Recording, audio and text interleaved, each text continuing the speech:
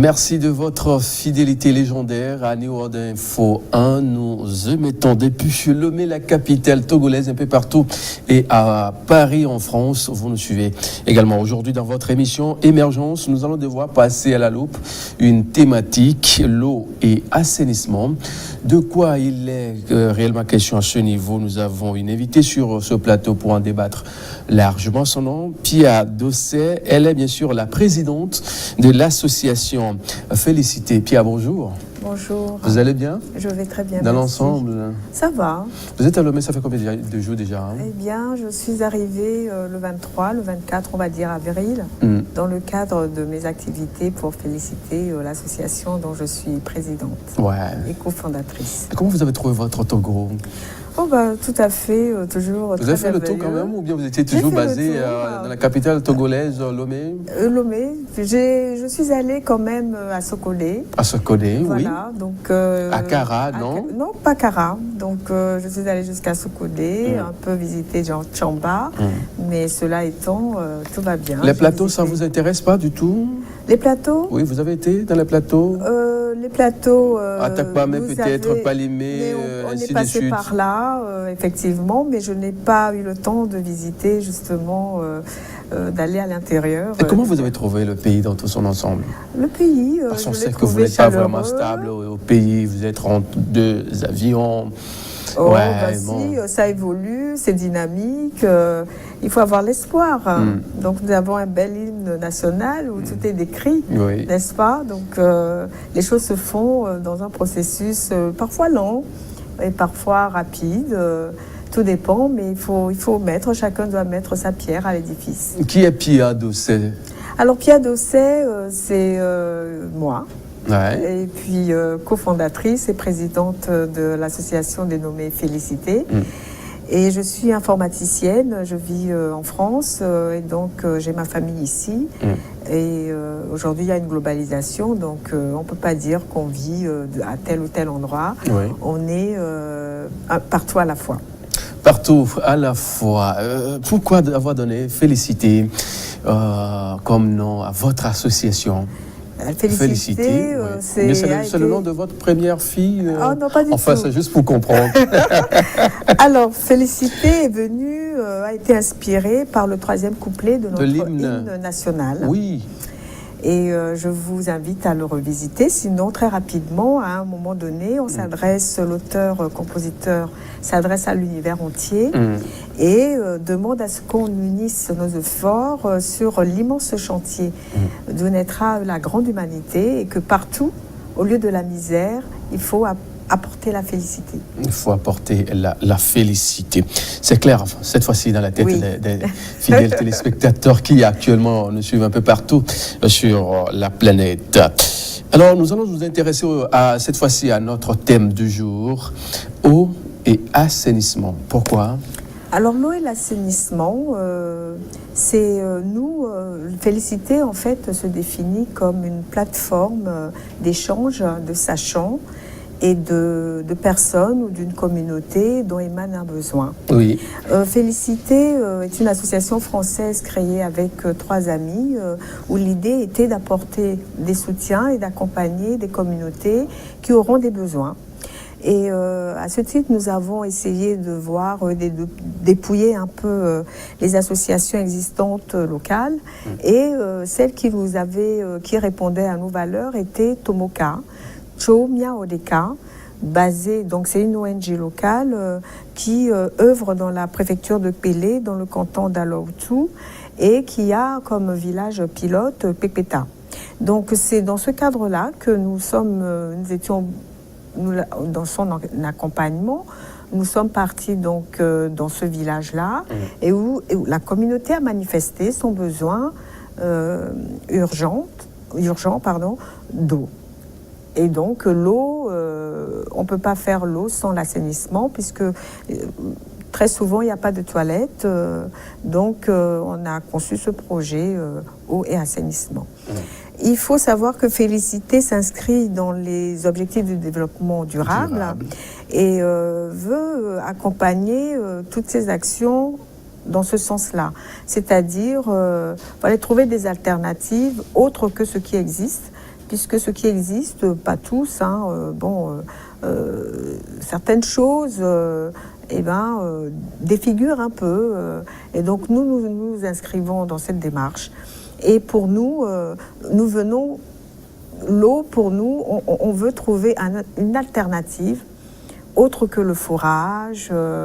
Et c'est ce que nous avons proposé à la communauté. Justement, quand vous parlez de l'eau aujourd'hui, concrètement, de quel genre d'eau vous parlez? L'eau de ruissellement, l'eau boisson vitelle, l'eau, je ne sais pas. Oui, tout à fait. En tout cas, l'eau, pour l'instant, qui permet aux communautés de survivre, soit c'est des ponctions souterraines par des forages ou à travers des puits construits ou à travers des montagnes pour certains, l'eau minérale. Mais nous, ce que nous avons envisagé, en tout cas, c'est de pouvoir récupérer l'eau de pluie. C'est pas un concept inédit dans la mesure où ce sont des pratiques ancestrales. Ce qui est inédit dans ce dispositif, enfin de récupération d'eau pour cette communauté, c'est de leur permettre de renouer justement ces pratiques ancestrales dans un contexte contemporain. Je veux bien comprendre. Récupérer l'eau de pluie? De pluie, dans l'air, l'humidité, voilà. On fait de ça une eau, boisson? Absolument. Consommable. Eh bien, c'est que la pluviométrie, c'est en tenant compte des saisons. Par exemple, que pour la plupart des pays sur la côte ouest africaine, ont 2 saisons sèches et 2 saisons pluvieuses au sud. Également, une saison sèche, une saison pluvieuse au nord du pays. Comment allez-vous justement pour y arriver? Oui, c'est une très très bonne question. C'est-à-dire qu'en même temps, grâce à ce dispositif qui ne vient pas remplacer du tout ce qui existe en matière de puits ou de forage, ça va continuer bien sûr, mais c'est de permettre aussi aux populations rurales de se saisir eux-mêmes des choses, parce que capter l'eau ne nécessite pas une expertise révolutionnaire, alors que le forage, par exemple, on va chercher parfois au-delà de 200 mètres de profondeur, même si l'eau a été filtrée par des roches, c'est quand même une expertise concernant le pompage pour faire remonter l'eau que les populations n'ont pas. Ça, on peut le dire. Donc, l'eau de pluie, ce sont des pratiques qui ont toujours été ancestrales, mais laissées tomber après, parce qu'il y a eu justement tout un concept d'eau forée, ponctionnée dans le sol. Donc la récupération d'eau de pluie, pour nous, restait une alternative saine pour répondre justement et s'inscrire dans le cadre d'une gestion. Récupération, oui. Conserver comment? Jusqu'à arriver à terme. Justement, voilà. Donc, c'est dans ce cadre-là que Félicité, dans son rôle de plateforme, a essayé de voir si ce concept n'existe pas déjà ailleurs, pratiqué. Et c'est dans ce cadre-là que nous avons rencontré Monsieur Vittori Arturo, un Italien architecte designer, que je salue au passage, et qui nous accompagne dans ce projet d'eau et d'assainissement. Pour avoir déjà monté un prototype en Éthiopie de captage par condensation de l'eau contenue dans l'air. Pour l'Éthiopie, son dispositif, parce que c'était un milieu aride où effectivement il ne pleuvait pas, mais il y avait énormément de brouillard. Donc il a conçu quelque chose dédié, spécifique, pour qu'on puisse récupérer l'eau du brouillard. C'est pas inédit, mais seulement ça récupérer l'eau du brouillard. Ça se fait en Amérique latine, au Pérou. Mais le concept Arturo de M. Vittori, c'est un concept qui veut fédérer autour de quelque chose, d'un dispositif, renouer un lien social autour de ce dispositif. Et c'est à ça que c'est innovant, dans la mesure où le dispositif permet de, comment dirais-je, à partir des savoir-faire locaux, avec des matériaux disponibles, de pouvoir encadrer les populations de sorte que, si besoin, et eux-mêmes, ils mettent en œuvre, par leurs propres moyens, un dispositif de captage. Donc c'est en ce sens où ça a intéressé Félicité, qui tout de suite a contacté M. Vittori pour qu'il vienne analyser à Pépéta la faisabilité de ce projet-là. Et il est venu en 2018, février 2018, sur le terrain, analyser effectivement les ressources locales, parler à la communauté, expliquer le dispositif, et la communauté a adopté cela.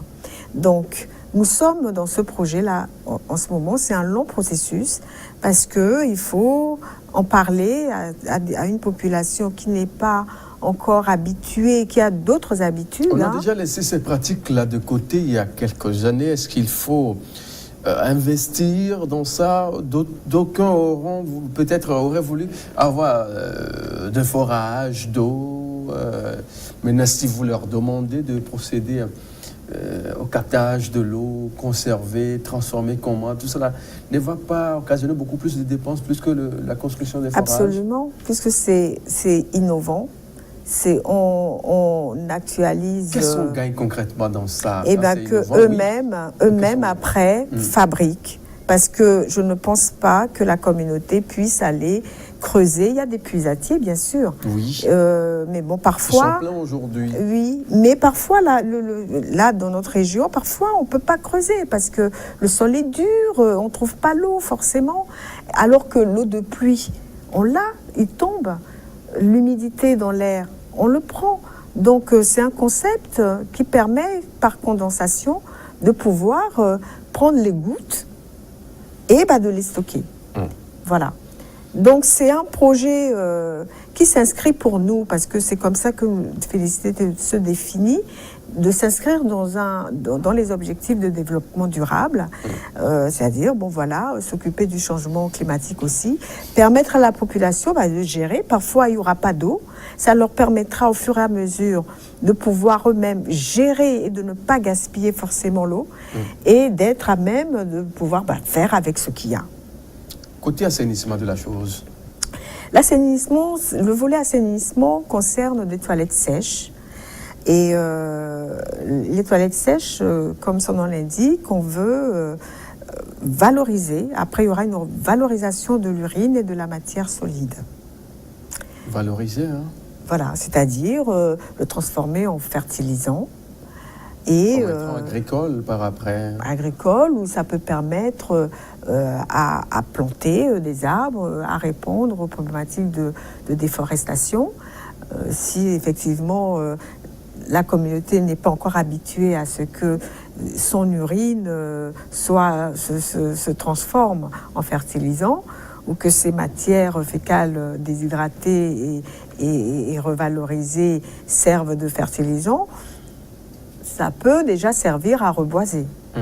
Donc le dispositif, inventé par Arturo Vittori pour Pépéta, a un but précis, c'est permettre après à la communauté elle-même de s'en approprier.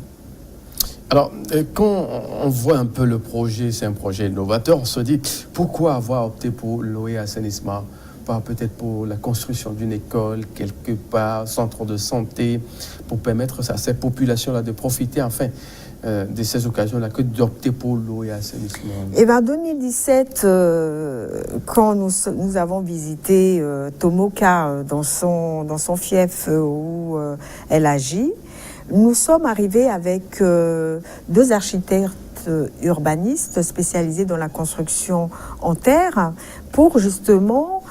Nous, on avait dans l'esprit de proposer de la culture, un centre de loisirs, un marché ou quelque chose comme ça, fabriqué avec des matériaux locaux. Donc nous sommes arrivés avec ces deux architectes dans le village. Et c'est le village même, la communauté, le chef qui a dit, pour l'instant, notre besoin, c'est l'eau. C'est l'eau. Voilà. Donc le besoin a émané de la communauté elle-même. Voilà. C'est ça. Donc, Et c'était le rôle de Félicité de trouver l'alternative efficace pour y répondre. Et c'est en ce sens-là, comme elle se définit comme une plateforme et qu'elle met toujours en action le troisième couplet de l'hymne national de notre de pays. Le Togo. Voilà, l'univers entier, unissons nos efforts, travaillons dans la fraternité. Elle se porte, elle essaye en tout cas de trouver les sachants qui ont déjà opéré ou pas, ou qui ont une vision aussi qui s'inscrit dans une transition écologique pour déjà amener les populations des communautés rurales qui ont des difficultés à pouvoir poser leurs pierres et s'approprier aussi de toute la problématique autour du changement climatique. Alors, on sait aujourd'hui que ces populations à la base ont motivé leur désir à travers cette demande de l'eau potable. Et maintenant, c'est un tout gratuit ou comment ça va être fait? Eh bien, effectivement, Félicité va prendre son fusil d'épaule et va essayer encore de trouver et de faire du lobbying, de mobiliser les bailleurs qui s'inscrivent aussi dans ce contexte-là. Et donc, la mission du Togo a concerné plutôt une présentation à nos universités togolaises, parce que ce concept de captage d'eau, qui parle d'eau récupérée dans l'atmosphère, c'est différent d'une ponction souterraine déjà filtrée par des roches. On parle de qualité d'eau.